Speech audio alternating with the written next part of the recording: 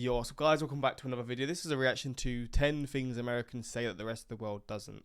Firstly, I know it's WatchMojo, I apologise, it's not everyone's favourite channel, but I saw it pop up and I thought, yeah, I've done a lot of reactions. I've done a few reactions to like language differences and stuff, but yeah, I guess I'll see first if I know any of these words and then to see if I use any of them as well. That'll be like obviously something that I'll be judging through the video, but we're going to jump into this. Hopefully you're going to enjoy. Links are in the description to my Patreon if you want to see some more of my reactions to different things that I can't post to YouTube for whatever reason. But yeah, again, it's WatchMojo, so I apologize, but it is what it is. Let's jump into it. In America, we actually call a fish chicken of the sea. Welcome to WatchMojo. And today we'll be counting down our picks for the top 10 things Americans say that the rest of the world doesn't. I plead the fifth. Oh, that's true. I've definitely heard that, but before I'd done reactions, I wouldn't have guessed it. But is pleading the fifth basically saying you're not lying? So say you're in court, you say you plead the fifth, and that means you're not lying, so you're telling the truth, right? For this list, we'll be going over some of the idioms and turns of phrase unique to the United States of America. If there's an Americanism we failed to mention, don't have a cow. Tell us in the comments. Wait, so is it specific words or phrases? If there's an American phrase that I can think of, what is it? So for Australia, it's shrimps on the barbie. Is that a thing in the US? Whenever like in England, you're trying to do the Australian accent, you always say shrimps on the barbie, mate. Okay, an American phrase. What American phrase? I've just like my head's just gone.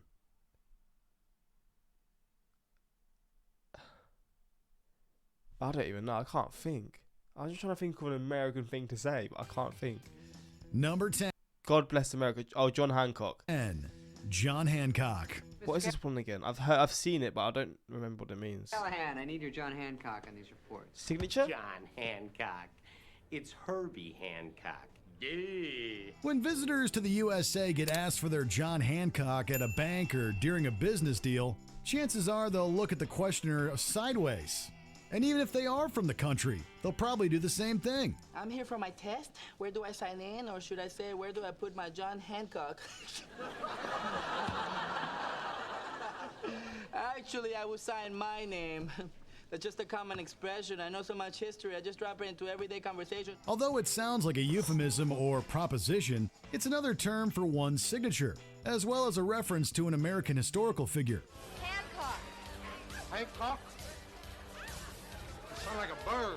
John Hancock was one of America's founding fathers and one of the signers of the Declaration of Independence. Oh. While everyone else signed their names to it normally, John Hancock's signature was so extravagant yet legible that his name has become synonymous with signatures in America. Number 9. College. College. He was shielding his eyes from the sun. Knew it when I hit it. When most of the world's English speakers want to say they're attending post-high school secondary education, they'll say they're attending university. Although Americans do have universities too, and will sometimes use the term to refer to a specific institution. Wait, college, university. So is it not the same thing in the US? I thought it was just like an interchangeable word in the US. The general term for higher education tends to be college instead. Fun fact, a magazine no one reads actually rated us the #2 best mid-sized liberal arts college in the Northeast, excluding Vermont. Woohoo! I went here. I can tell. This is See, that's so weird to me because in the UK we've got college and university and they're two completely different things. So say after high school, you usually finish in year 11, so you're 16 when you finish high school. Then you can even either go to sixth form, which is at the same school, or it can be another school, and you do another 2 more years, or you go to college, which is where you'll do some form of education, or you can do different like things. You can do like courses to be an electrician, or courses to do complete like all kinds of jobs that you can think of, whether it's an IT, sport, just all kinds of jobs. And then you'll go to uni from college. So it's fascinating that it's the same in the US. Like if you said you go to college, I don't know. If I said to, because obviously I went to college after high school, but people would assume I'm saying I went to uni.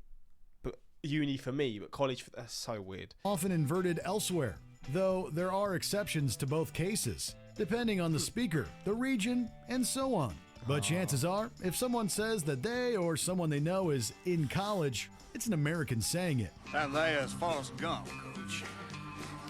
Just a local idiot. I gotta watch this film. I'm reacting to this film soon, I swear. Number 8, Plead the Fifth. Here we are. Plead the fifth. 5, 1, 2, 3, 4, 5. Anything you say, fifth. Go ahead, ask me a question. Did you? Foreign fans of American courtroom procedurals and legal dramas may wonder what this phrase is all about. It refers to the Fifth Amendment of the U.S. Constitution, which explains why the rest of the world doesn't get it. The amendment states that while giving testimony in court, someone can abstain from doing so if it could cause them to incriminate themselves of a crime. How would you respond to his allegations? My client exercises his right to... Oh, so it's not... What's the one? Because I in my own time, I watch a lot of videos on YouTube. There's this channel called JCS, and it's like crime. This is a crime channel. People who've done crazy stuff, and then it shows their like interrogations before they've been arrested. And I feel like in a lot of times with that, they'll say something, they'll touch the Bible, and then they I thought that was pleading the fifth. What's that called then? I swear on the. I got confused between the two. God damn it! I thought I was right with that. Plead the Fifth Amendment. It's a bit of a catch-22 since pleading the fifth sometimes seems as an admission of guilt, rather than a way to avoid revealing it. Plead the Fifth Amendment what? Refuse to answer on the grounds that I what? Inseminate myself. For this reason, it's often used in conversation to admit blame without going into specifics. Number 7, ride shotgun. That's not just the US. Nah, I mean maybe it came from the US. You always got a shotgun the front seat. I remember doing that as a kid. I still do it. Like whenever like I see my family, always got a shotgun the front seat. Well, that doesn't really work, but nah, that's definitely something that like you shotgun anything. You shotgun playing on the computer. I shotgun first or whatever. Nah, that's the thing. I don't know where it comes from. I guess it is from the US though, but that's definitely a thing that happens in the UK. 100%. I call it first shotgun. Kenny, I call it shotgun. Damn it, Kenny, get in the back. When piling into a car or other vehicle, Americans often refer to riding in the passenger seat as riding shotgun. They even make a game out of it, calling out shotgun to determine who gets to sit there. Andy, why don't you go with Ron and help him? I really don't need... Shotgun. I call shotgun. Where are we going? Doesn't matter. Shotgun. Shotgun on all rides for the rest of the day. For the rest of my life. In any car. I used to do that sort of stuff. I shotgun this forever or whatever, like that sort of stuff. Idea certainly conjures the image of someone holding a weapon in the car. The expression predates the automobile. Like many bits of Americana, this idiom has its roots in the Wild West. Stagecoaches were often robbed in transit, and so one of the people riding up front would carry a weapon, frequently a shotgun, for protection. I didn't know it was going to be this easy, Ringo. Drop the Winchester. I only half figured on the stagecoach, Curly. I didn't figure on you at all. Drop the rifle, kid. The roads are safer these days, but the expression stuck. See, this kind of thing, right? So shotgun, it's kind of like a cultural thing, and it's reminding me of things in school. It's not phrases, but for example, when it's not even just in school, just in general, when it's someone's birthday, but it was mostly in school. When it's someone's birthday, they always get punched in the arm. I think you get punched for how old you are. And it was brutal. Oh my days, it was brutal. But that sort of stuff, like you get, it's called digs, birthday digs or whatever. 15 punches when you turn 15 or whatever. Or what's another one? There's another one that I was trying to think of, but I forgot about it. But that sort of stuff, does that happen in the US as well? I know it's not phrases or words, but just generally asking, to be honest. It probably is, right? I feel like that's a thing that would go across all countries. 6, bachelor/bachelorette parties. Oh, hey. Just had some thoughts about the bachelorette party. Okay, here we go. Easy peasy, Vegas it is. Helen called you, didn't she? Yeah, she got the jump on you. The English-speaking world has a surprisingly wide variety of names for pre-wedding parties, usually divided by gender. There are stag nights, hen nights, and buck nights. And these are sometimes called parties or weekends depending on how long the festivities last. However, it's only in the United States, well, and parts of Canada, that people refer to these celebrations as bachelor or bachelorette parties. Regardless of what you call them, though, these parties can range from tame to infamously wild. This is the bachelor party. What? What are you talking about? Yeah, it's my bachelor brunch. Go crazy. That's Get sad. some chocolate chip pancakes, a lap dance from the waitress. That's bullshit. The idea is to have one last hurrah before marriage, when you're still technically a bachelor or bachelorette, depending on how crazy the party gets. Bro, I bet some wild stuff. I bet like I can't imagine how many times people have cheated on these bachelor parties because it's their last chance. There has to be like a high percentage of people that do that sort of stuff. I'm almost certain. You may want to stay one. Oh, well, now this looks like a good place for a bachelorette party. Number 5, grade level names. Nice try, freshman. Tell you what, for being such brave little kids, I'm only going to give each of you 5 licks. Throughout much of the world, each year of education is referred to by year. For example, year 7.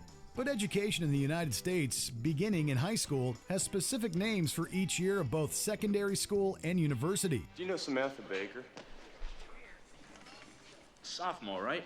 Sophomore, freshman, senior? Is that... I don't even know.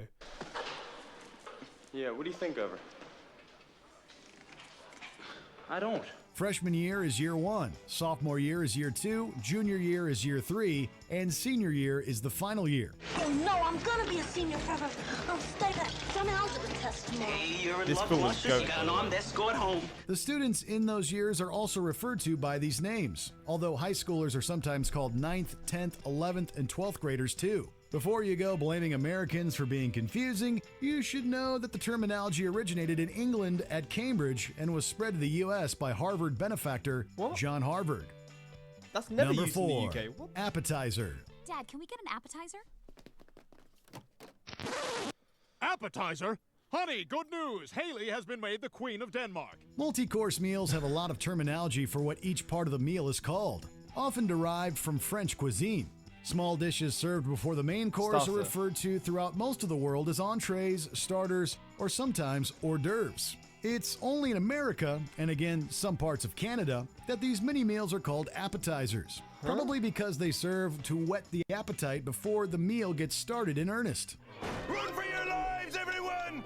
It's the appetizer! More confusing is the fact that Americans refer to the main dish as the entree. So if you're expecting... Yeah, is that actually how it is, or is that just a small percentage of people? I'm guessing it's that sort of thing where it's interchangeable. There's no set word for it. Unless it is, but I'm almost certain not... Like, I'd say more, just guessing, more people would still call it a main course than an entree in the US, but I don't actually know. I can't base it off anything, I'm just sort of assuming. Entree sounds a bit posh, you know, so I don't know though, maybe it is. Finger food for your entree.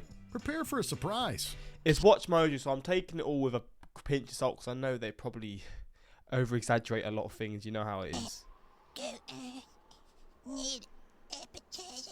Number 3, ground floor equals first floor. I actually hate this.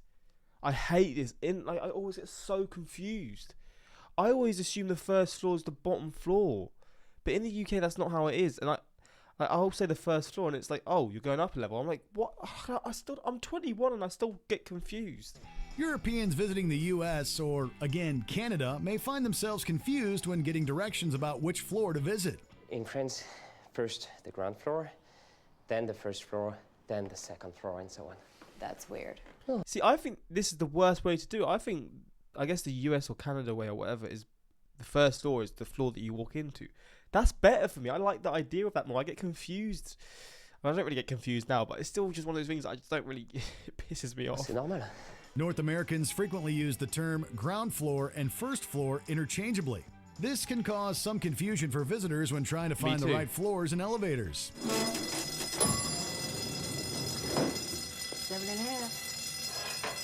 Thank you. Much of the world refers to the first floor above ground level as the first floor, or story, essentially treating the ground floor as floor 0. Although some American buildings will keep an international naming format, the majority don't. So make sure you're keeping the correct count.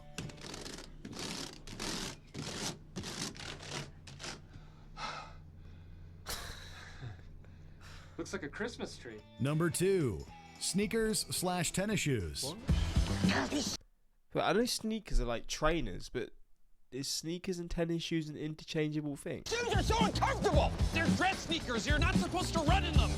The world has a plethora of words for athletic footwear. The UK, Canada, and some other English-speaking countries call them trainers, runners, running shoes, or sometimes basketball shoes. There's plenty more too. Whoa, watch the new kicks. What, you have another pair of new Kicks? Do people actually say that? sneakers? The United States, meanwhile, tends to refer to these specialized shoes as either sneakers, a term more popular on the East Coast, or tennis shoes, or even tennies. Tennis shoes. Really? I cracked myself up. Again, there are a ton of variations or alternatives. Also, this piss. I know this is irrelevant, but I can't even lie. This is even my OCD, or this is just. If you tie your shoes right, and I hated it myself, and you don't have this. Like, put this, don't have it, off. Put it, straight, man. Oh, it pisses me off so much. And there are a ton of... Look, I don't want my shoes looking wonky. I want it looking, and it's not comfortable like this either. Put it straight so it's not... I don't know. It's always annoyed me when I, try and do my shoes, and then eventually, throughout the day, I'll try and tie my shoes as tight as possible, and it would just slowly go to the side, and I absolutely hated it when it happened. Variations or alternatives, but these labels are most common in the USA compared to elsewhere. This is another instance where Americans can thank Britain, at least for the term tennis shoes, as British aristocrats wore the rubber-soled footwear to play their favorite sport. Before we continue, be sure to subscribe to be notified for Twitch on notes. To most human beings, the sport where you hit the ball. Number 1. There's a new season of this, right? Is this Ted Lasso? I had people suggest me to react to this. I would, but I've already seen it. I've watched this in my own time, so I can't really do it. Soccer. To most human beings, the sport where you hit the ball with your foot is naturally referred to as football. However, the British came up with the name soccer as a nickname for association football. At this point, it's just the British. It's just British's fault. The British's. That's not how you say it. It's just Britain's fault. British people, we've caused these problems, and then we get angry about certain phrases and stuff. Differentiated from rugby football. When the sports crossed the pond, Americans developed their own spin on rugby called gridiron football, which they just keep calling football. The name soccer stuck too, since of the two, gridiron was far more popular. Open wide for some soccer! The Continental Soccer Association is coming to Springfield. It's all here. Fast kicking, low scoring, and ties. You bet. Oh, mate, all the things that people hate in the US. Soccer is also... ties, low scoring, it's an absolute nightmare. Low scoring and ties. You bet. Soccer is also used in other countries with their own spins on rugby football, such as Australia and Canada. Geez, you're big for a lady. You could play for the 49ers. Well, I was a fullback, but that's European football, dear. Soccer? Yes, you play soccer too? Yeah. We do understand why people are frustrated about American football's name, though. Only few players even touch the ball with their feet. Do you agree with our picks? Check out this. Well, damn. The more 10 legal things you can do in America that are banned in other countries. That sounds like a video that I'll react to. Wait, is it? I don't know. But hopefully you enjoyed this reaction. And yeah, these are some phrases that the US... Oh, these hiccups the US use and the rest of the world don't. But yeah, until next time, like, subscribe. Peace. Fucking hell.